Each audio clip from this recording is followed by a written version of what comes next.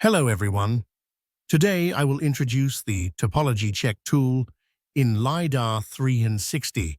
This tool identifies crosspoint errors in contour lines and marks them in both a table and as conflict points.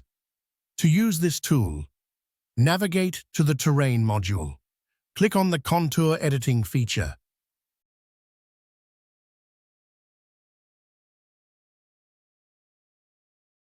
In the Contour Process Tools section, select Topology Check. This will perform a topology check on the loaded contour file. The results will be saved in the Topology Check layer.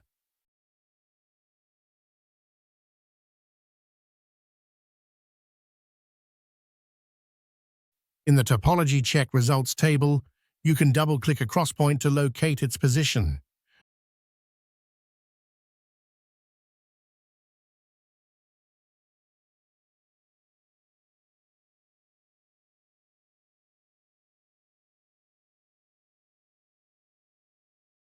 Additionally, any detected topology errors in the contour lines can be corrected using the Contour Editor tool. That concludes the introduction to the Topology Check tool. Thank you for watching.